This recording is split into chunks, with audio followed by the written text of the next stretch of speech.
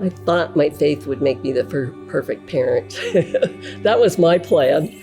And instead, parenting really grew my faith in ways I could not even begin to imagine. We're John and Gail Hill. We've been at Greenwood for quite a while. We were married for 10 years and still couldn't have kids. Our infertility specialist one day, after multiple procedures and prayers, he said, you really ought to consider adoption. So we adopted a little boy, Zachary, and we were just totally bonded with him. And a week later, the birth mother changed her mind and we had to give him back. So at that point, we thought we can't even adopt a child. But a year later, then we adopted Bethany. 18 months later, we adopted Joanna. And Bethany is now 31 and Joanna will be 30 at the end of this month. So it's been not exactly what we thought we would be doing in terms of parenting. First of all, the struggle to have children, but then I was absolutely convinced that we would have the perfect family and the perfect kids. We were both believers. We, went to the seminars, read the books. We were gonna do this right. And parenting is I guess just God had a different idea about what we needed than having a perfect family. He knew that I needed to be humbled. I guess you needed to be humbled too, I'm not sure. But the whole parenting process has been a very humbling one because nothing has worked easily the way I thought it would. In the earliest years, Bethany and Joanna got along very well, but by the time they were about elementary school age, it wasn't working well at all. And I felt like they needed to work it out and we needed to help them get the tools to be able to resolve conflict and manage their growing up years well. I went on a retreat one time and John moved them into separate bedrooms and said that was a better arrangement, which it truly was. And afterwards, John said essentially what he said a minute ago, that he realized that if we had responsibility for her, we still cannot control or manage everything that she does, and that only God can truly watch out for her and protect her in areas that we never could even begin to imagine. Were we the perfect parents? No, and that's where, as far as with the things we've learned far more through the struggles than we did if everything would have gone great. And I would say, I wish I could tell you everything was perfect today, and it still isn't, even though they're now young adult children.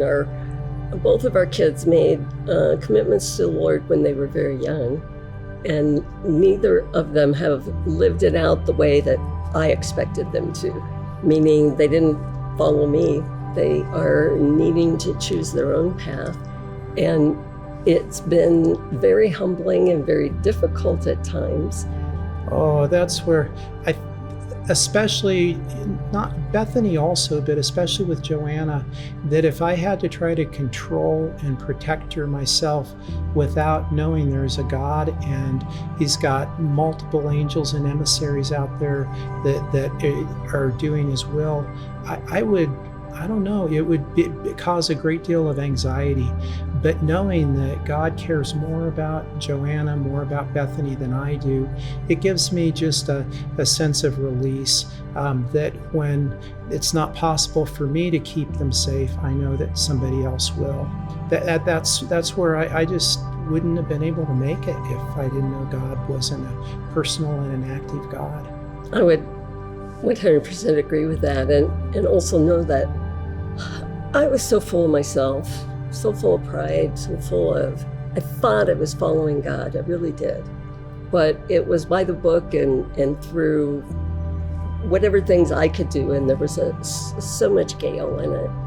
When we had children and I tried my hardest and things were not working with either one, I couldn't control the situation, I couldn't make things work the way I thought they should.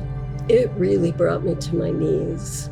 And I think the devastation of feeling like a failure is bad in any sense, but when the Lord is there, He so many times picked up the pieces and brought us back to a safe place again.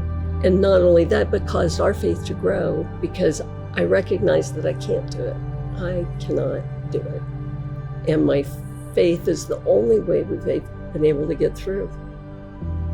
Yeah, we were pretty full of ourselves. After 10 years, Gail was really quite impressive in the workplace, moving up to the vice president position, and decided that once we adopted our first child that she'd stay home and devote everything to being a mother.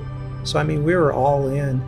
And if you look at the outcomes, we didn't have real terrific outcomes. So that's where it's quite a lot of humiliation involved with it, and it wasn't because we didn't try. We gave it everything we had. And when you say that, as far as the outcomes, we actually have two wonderful, beautiful daughters in so many respects, but not the areas that the world generally would define.